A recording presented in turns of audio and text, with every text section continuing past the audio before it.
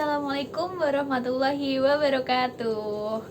Halo dulur-dulur semuanya, apa kabar?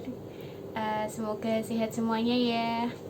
Nah, pada kesempatan kali ini kita udah memasuki bulan suci Ramadan nih teman-teman. Gimana nih puasanya hari pertama? Semoga lancar ya.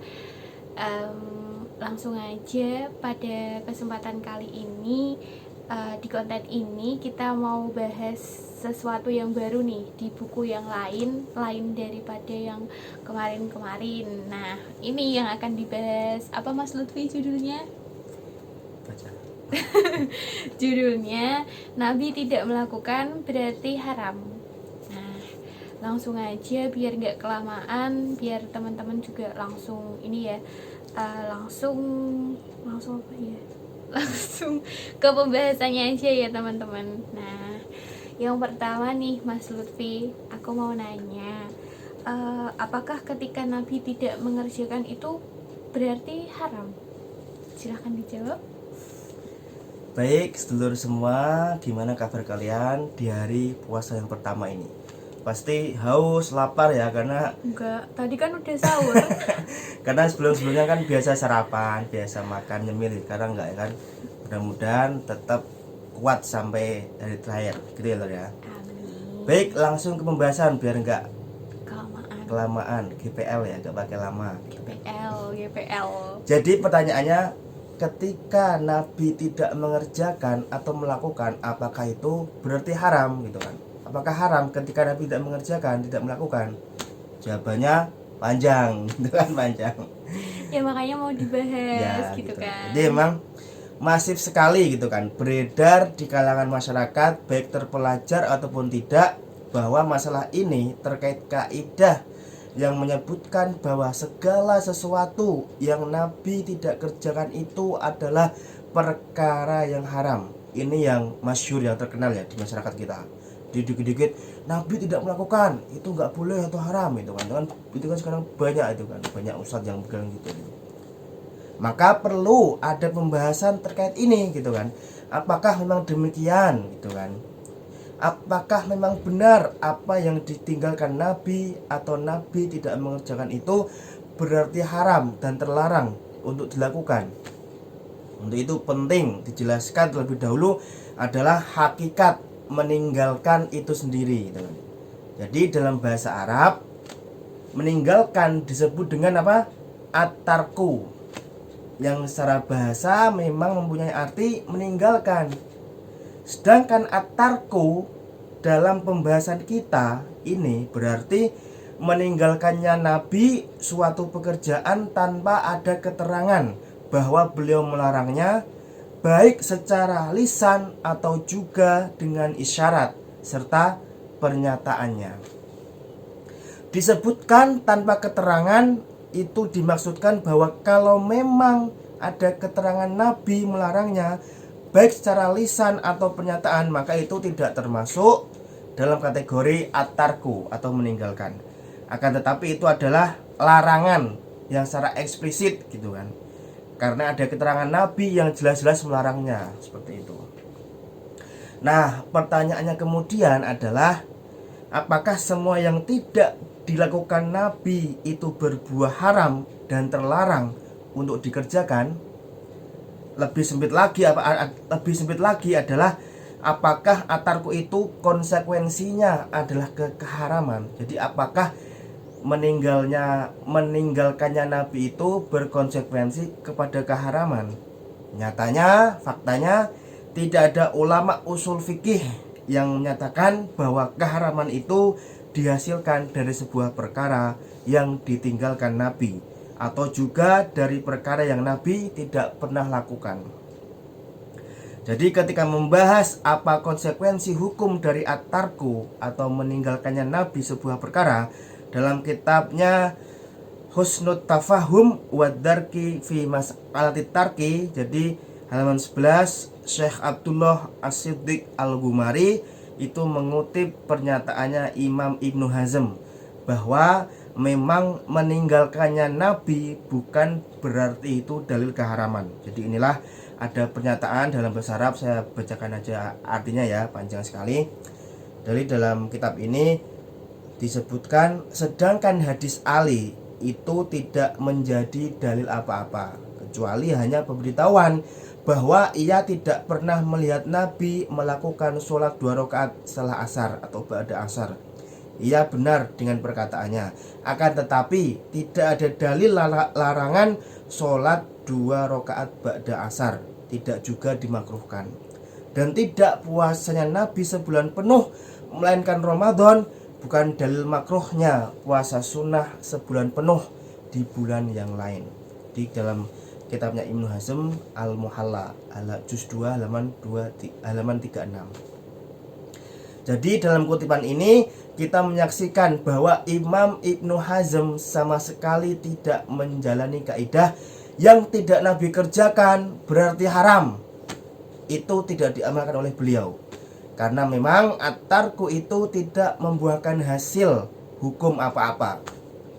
Dan sebuah keharaman tidak bisa dihasilkan oleh sesuatu yang ditinggalkan. Balik ke hostnya. Oke. Nah, lanjut ke pertanyaan kedua nih Mas Lutfi. Kenapa kok yang menjadi rujukan itu Imam Ibnu Hazm? Kenapa? Silahkan dijawab. Jadi pertanyaannya, kenapa Imam Ibnu Hazm yang jadi rujukan masalah ini? Kenapa? Kenapa yang lainnya gitu? Kenapa bukan Imam yang lain? Kenapa bukan Imam Syafi'i, Imam Maliki, Imam Malik, kan Imam Ahmad, Abu Hanifah? Kenapa Imam Ibnu Hazm gitu kan? Jawabannya, jadi penulis buku ini mengutip pernyataan Imam Ibnu Hazm Al-Andalusi ini bukan tanpa alasan gitu loh. Tapi justru guna untuk memperkuat bahwa meninggalkannya Nabi sebuah perkara bukan berarti keharaman. Karena melihat bahwa Imam Ibnu Hazm adalah ulama dari kalangan mazhab fikih az-Zahiriyah yang terkenal sangat ketat dalam menjalankan sunnah Nabi dan sangat ketat sekali memperhatikan tekstual sebuah ayat dan hadis. Jadi kalangan mazhab az-Zahiriyah ini adalah kalangan ulama yang tekstualis gitu kan, tekstualis pada Quran Sunnah. Kalau nggak ada Quran Sunnah berarti nggak boleh gitu. Itu memang tradisi dalam ulama atau dalam mazhab az-Zahiriyah itu kan. Jadi tekstualis sekali, saklek lah gitu, letterlek. Bahkan mazhab az-Zahiriyah mengharamkan adanya qiyas atau analogi dalam usul mereka gitu kan. Jadi menurut mereka qiyas tidak bisa dijadikan sebagai dalil hukum karena qiyas tidak pernah ada dalam Al-Quran dan juga hadis Nabi Shallallahu Alaihi Wasallam. Intinya memang sangat tekstualis sekali mereka ini sampai-sampai mengharamkan qiyas dan hanya mengamalkan apa yang tertera secara eksplisit, secara jelas saja dalam Al-Quran dan hadis. Jadi memang kalau ini tekstualis, letterlek, saklek dan sebagainya. Jadi memang mengambil rujukan Ibnu Hazm. Ibnu Hazm pun tidak mengatakan at-tarku ini sebagai keharaman seperti itu kan. Jadi memang Imam Ibnu Hazm saja yang memang dikenal sangat ketat dan hanya melaksanakan apa yang ada dalam Al-Quran dan hadis itu meyakini dengan sangat bahwa yang namanya at-tarku itu tidak membuahkan hukum apa-apa. Dan zaman sekarang ini yang mengatakan bahwa meninggalkannya Nabi sebuah perkara yang berarti haram adalah kelompok yang selalu mengaku kepatuhan mereka akan mengikuti Al-Quran dan Sunnah dengan sangat ketat. Jadi memang di zaman ini itu banyak kelompok. Ada kelompok yang mengatakan kami hanya ikut Quran dan Sunnah saja, selain dua itu tidak mau ikut. Tradisi adat gak mau ikut, ulama mau ikut, hanya Quran Sunnah saja itu kan ada kan. Dan sekarang banyak viral seperti itu kan. Oleh karena itu ini pembahasan yang sangat tepat sekali gitu kan. Lalu sejatinya bagaimana bisa mereka menyimpulkan kalau yang tidak dilakukan Nabi itu sudah pasti haram gitu kan. Ini kembali ke host ya. Melanjutkan penjelasan Mas Lutfi tadi, lanjut ke pertanyaan ketiga ya Mas. Bagaimana penjelasan bahwa at-tarku itu tidak berbuah haram? Silahkan dijelaskan. Jadi gimana penjelasannya kalau at-tarku itu tidak punya konsekuensi haram atau tidak berbuah haram? Jadi Berikut ini akan kami jelaskan beberapa hal yang menguatkan pandangan ulama bahwa yang namanya atarku atau meninggalkannya Nabi sebuah perkara tidak berbuah keharaman. Yang pertama, haram adalah hukum taklifi gitu kan. Jadi hukum taklif dalam syariah itu ada 5. Ada wajib, ada sunnah, ada haram, ada makruh, ada mubah, 5 ya. Itu menurut jumhur ulama. Akan tetapi dalam mazhab Imam Abu Hanifah atau Hanafi itu hukum taklif ada 7. Ada fardu, ada wajib, ada sunnah, ada makruh karohah tanzih, ada makruh karohah tahrim, ada haram dan mubah. Jadi memang berbeda Imam Abu Hanifah dengan yang lain. Maka sama seperti hukum taklif lainnya, haram pun tidak muncul begitu saja gitu kan. Sesuatu bisa dihukumi haram tentu dengan beberapa bukti dan dalil dari teks-teks syariah yang jelas nyata mengindikasikan larangan. Dan dalam literasi usul fikih ada beberapa ciri khas, ada beberapa ciri teks syariah yang berbuah hukum haram dalam syariah, yang dalam bahasa usul fikih disebut dengan syiagut tahrim atau indikator-indikator keharaman seperti itu. Di antaranya apa? Yang pertama, an-nahyu atau larangan. Salah satu ciri yang membuat sesuatu itu dihukumi haram adalah adanya teks syariah yang melarang atau yang dalam bahasa syariah disebut dengan an-nahyu. Bahkan dalam mazhab Imam Abu Hanifah, sesuatu yang haram itu tidak mungkin muncul kecuali dari teks syariah itu sendiri atau nas yang mengindikasikan larangan dengan syarat ia harus qat'i. Qat'i itu adalah sesuatu yang pasti dan tidak multi tafsir, baik thubut atau sumbernya atau juga dilalahnya atau indikasinya. Misalkan nih contohnya dalam surat Al-Isra ayat 32 misalkan, a'udzubillahi minasyaitonirrajim, wala taqrabuz zina innahu kana fahisyatan wa sa'a sabila. Dan janganlah kamu mendekati zina, sesungguhnya zina itu adalah suatu perbuatan yang keji dan suatu jalan yang buruk. Dalam sebuah hadis juga disebutkan yang artinya dari Hudzaifah, Nabi melarang kami memakai sutra dan melarang kami meminum dari bejana yang terbuat dari emas dan perak. Lalu beliau mengatakan, itu untuk mereka, maksudnya wanita di dunia, dan untuk kalian laki-laki di akhirat. Hadis riwayat Al-Bukhari. Jadi dua teks syariah ini mengindikasikan keharaman yang nyata karena kandungan masing-masing nas itu adalah larangan secara eksplisit ya. Jadi hukum berzina haram karena ayat tersebut, dan memakai emas serta sutra juga haram bagi laki-laki karena adanya hadis tersebut. Kemudian indikator yang kedua dari keharaman adalah at-tahrim atau keharaman itu sendiri. Jadi teks dengan kalimat haram, jadi ada kata haramnya gitu kan. Misalkan dalam surat Al-Baqarah ayat 173, innama harrama alaikumul maitata waddama walahmal khinzir wama uhilla bihi lighairillah. Jadi ada kata haramnya ya, hurrima, harrama. Sesungguhnya Allah hanya mengharamkan bagimu bangkai, darah, daging babi, dan binatang yang ketika disembelih disebut nama selain Allah. Itu yang pertama dari Al-Quran. Yang kedua dari hadis yang artinya dari Aisyah radhiyallahu anha, ketika turun beberapa ayat-ayat terakhir surat Al-Baqarah, Rasul keluar dan mengatakan telah diharamkan jual beli khamar. Hadis riwayat Al-Bukhari. Jadi kedua teks syariah ini di atas atau ini tersebut menunjukkan bahwa bangkai itu haram dimakan, dan yang kedua haram menjual serta membeli khamar. Keduanya diharamkan karena ada teks atau nas syariah yang melarang yang tersebut. Jadi ada kata-kata haram, harroma, hurrima gitu kan, hurrimat dan sebagainya. Kemudian yang ketiga atau indikator yang ketiga adalah ancaman melaksanakannya atau at-tawa'udu 'alal fi'li bil iqab.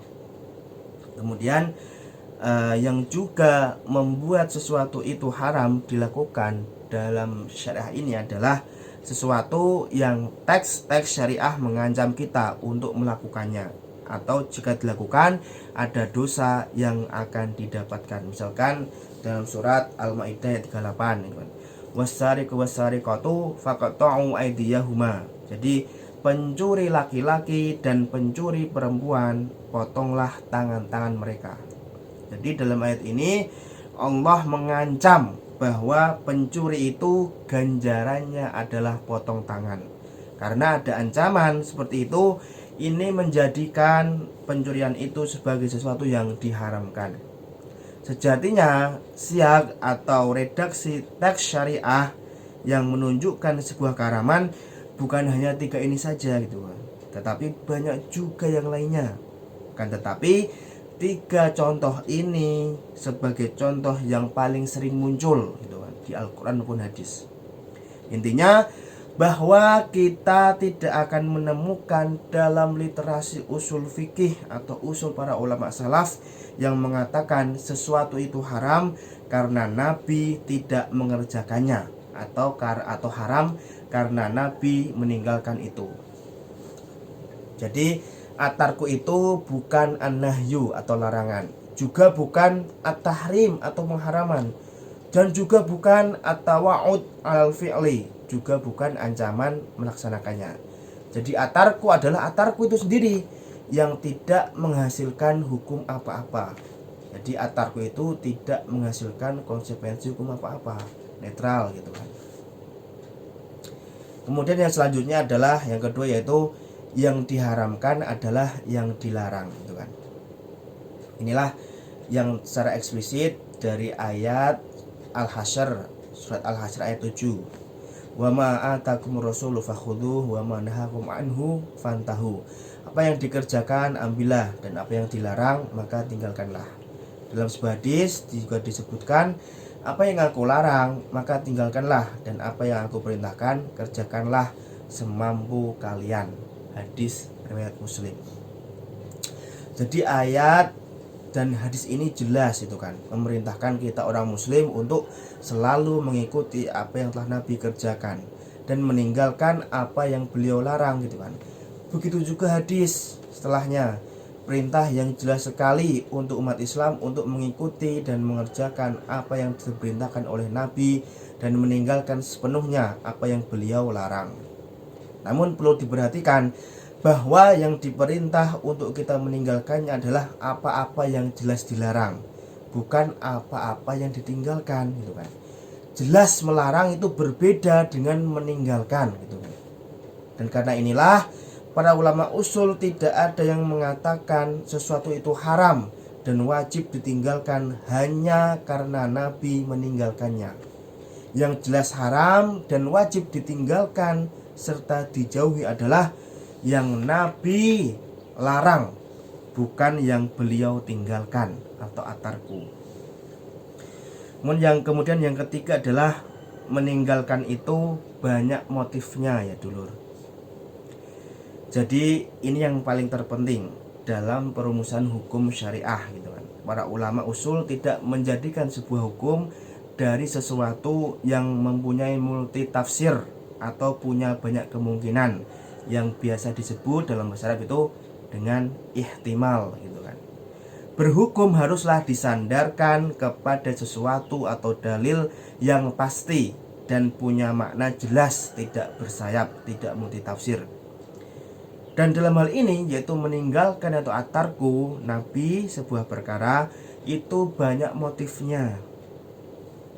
Bisa karena lupa, atau juga karena khawatir menjadi wajib bagi umatnya, atau juga karena memang pada zamannya tidak ada yang membuat beliau untuk melakukan itu. Karena banyak motifnya, banyak kemungkinannya, banyak tafsirnya, atarku ini tidak bisa dijadikan dalil.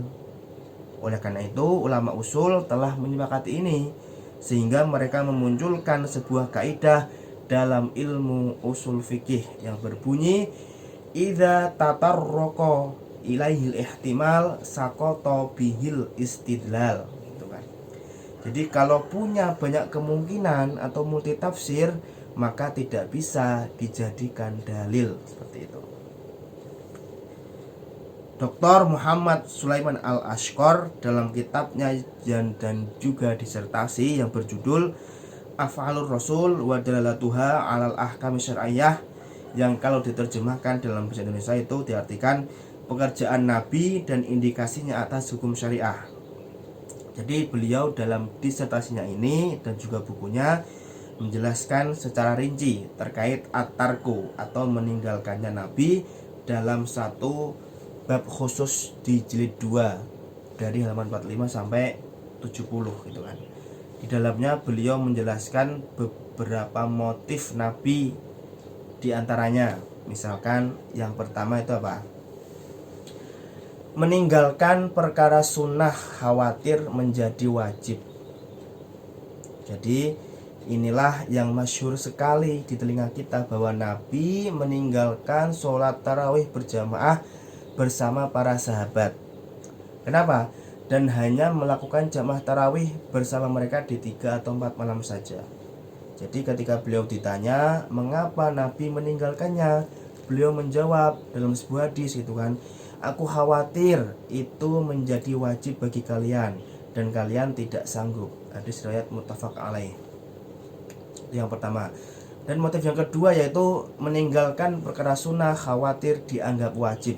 Kalau tadi khawatir menjadi wajib, ini juga sama, khawatir dianggap wajib gitu kan.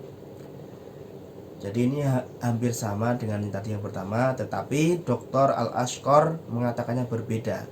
Beliau mencontohkan perkara bahwa Nabi selalu melakukan wudhu untuk setiap sholat sebagai sebuah kesunahan.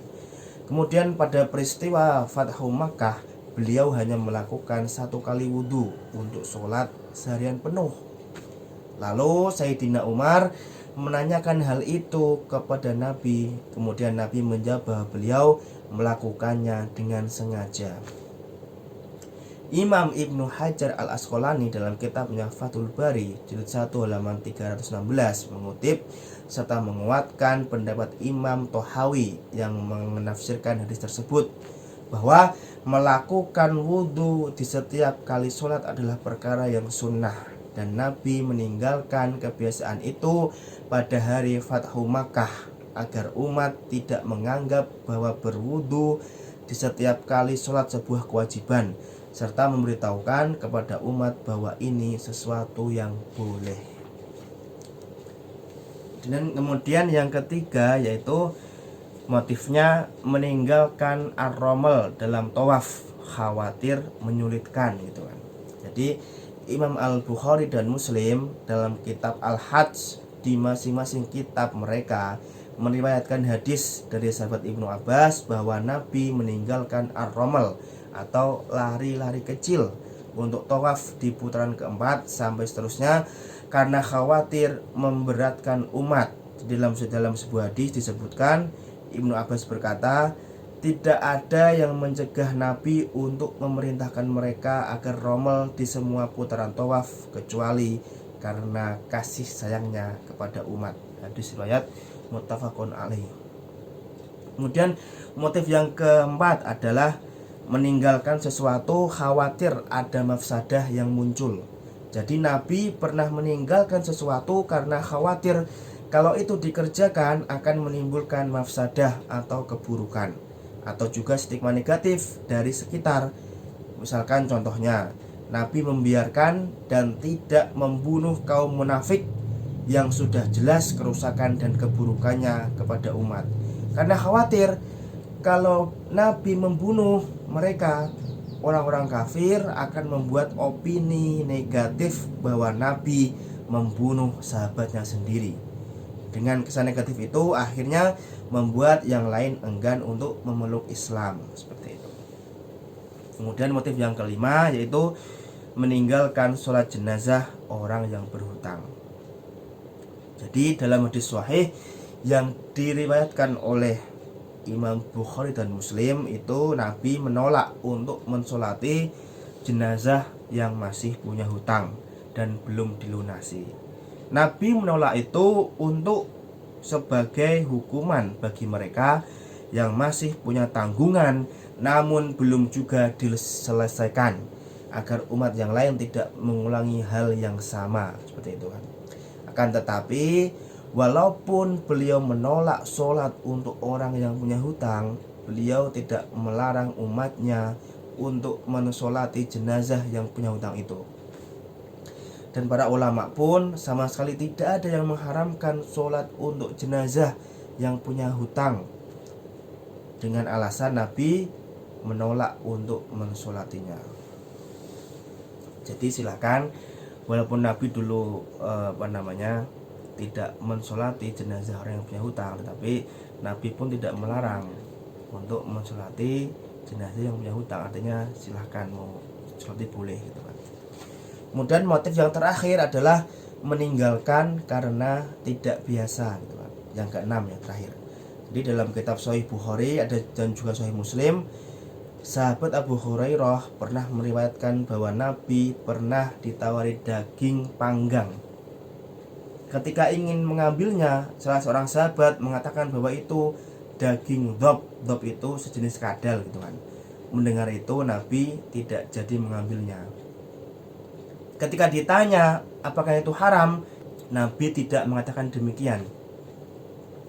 Ia hanya tidak biasa saja dengan makanan yang memang tidak ada di kampungnya itu, namun tidak melarang para sahabat yang lain untuk memakannya. Jadi itu lor, ada beberapa jenis at-tarku atau meninggalkan yang dilakukan oleh Nabi, dan sejatinya masih banyak lagi, bahkan banyak sekali perkara-perkara yang memang tidak dilakukan Nabi dalam hidupnya, baik berupa ibadah maupun adat atau non ibadah, adat gitu kan. Artinya memang motif meninggalkan sebuah perkara itu bisa bermacam-macam, karena memang banyak tafsirnya dan motifnya. Itu tidak bisa serta-merta dijadikan dalil untuk sebuah keharaman. Itu lor motifnya. Kembali ke host ya.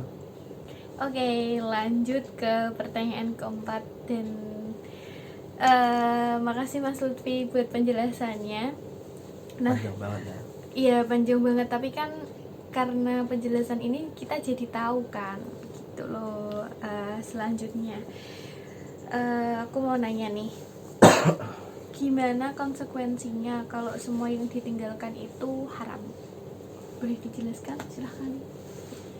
Jadi gimana konsekuensinya kalau semua yang ditinggalkan menjadi haram? Jadi ini ada penjelasan dari Dr. Sulaiman Al-Ashqar, meneruskan bahwa kalau saja semua yang tidak Nabi kerjakan dihukumi sebagai hukum haram dan tidak boleh dilaksanakan, tentu ini akan menutup pintu ijtihad para ulama.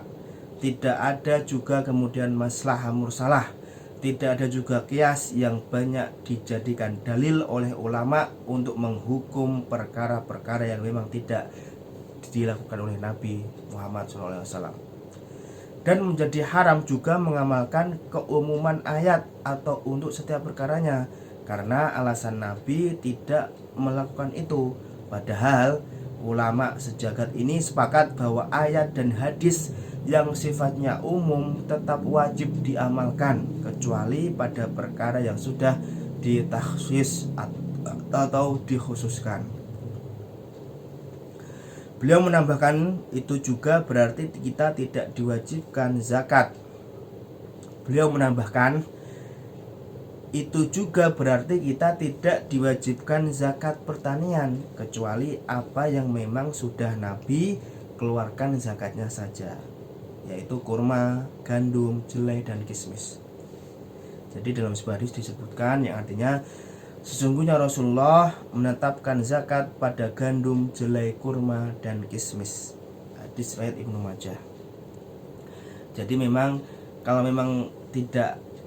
memang tarku itu artinya keharaman, maka kita harus tekstual, tidak ada zakat pertanian ya, karena zakat itu menurut hadis cuma kurma, gandum, jelai, dan kismis gitu kan.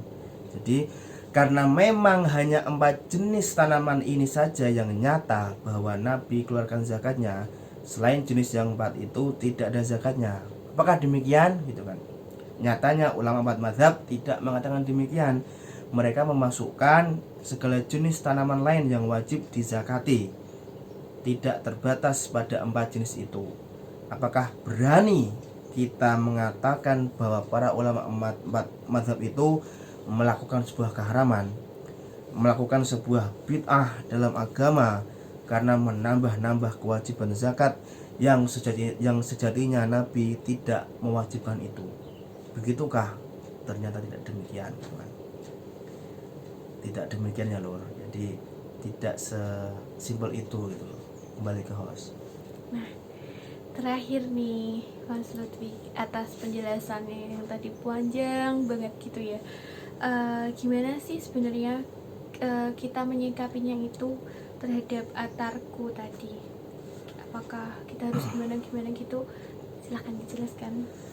Jadi yang terakhir, bagaimana sikap kita terhadap konsep atarku ini atau meninggalkan. Jadi kata penulis, perlu ada pembahasan yang detail dan terperinci perihal atarku ini. Apakah konsekuensinya dalam syariah gitu kan, yang ditetapkan oleh para ulama usul, bahwa meninggalkannya Nabi sebuah perkara itu bisa membuahkan hukum haram dengan dalil atau qarinah yang menguatkan keharamannya tersebut. Sedangkan kalau hanya atarku saja itu tidak bisa dijadikan dalil keharaman.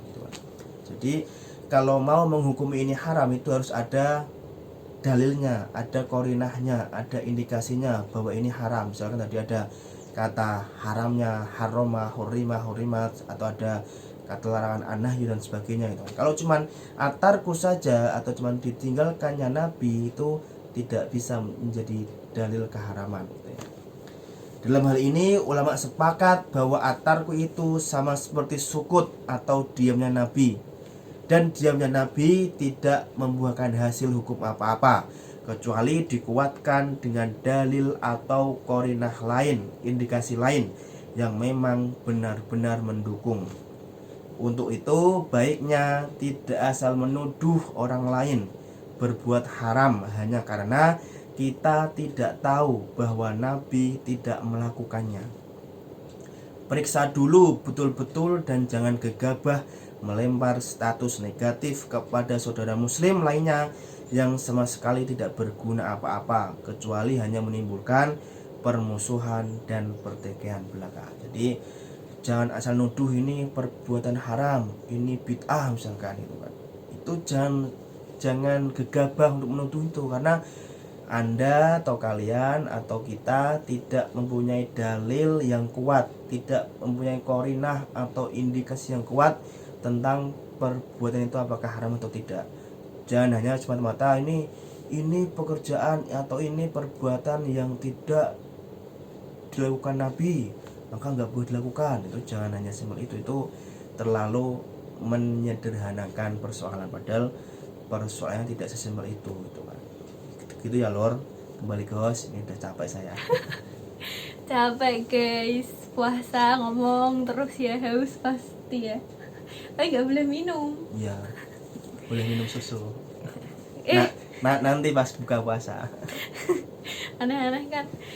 Jadi gitu ya teman-teman, kesimpulannya kalau dari yang aku tangkap adalah kita tuh nggak boleh asal ketika ada orang lain misalkan melakukan suatu hal yang menurut kita itu mungkin aneh atau nggak biasa kita lihat gitu, tapi kita nggak boleh langsung menuduh atau membuat statement itu haram karena Nabi nggak melakukan, nggak seperti itu ya. Jadi semua itu ada ilmunya, jadi nggak bisa sembarangan kita langsung membuat statement seperti itu.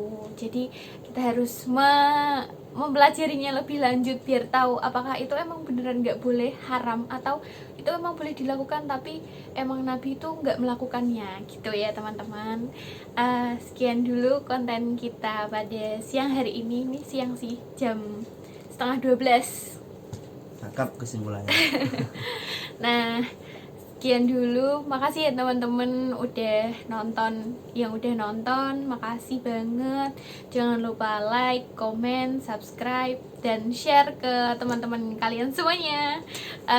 Mohon maaf kalau ada salah kata mungkin ya dari aku maupun Mas Lutfi. Kita akhiri dulu. See you next time. Assalamualaikum warahmatullahi wabarakatuh. Dadah. Dadah.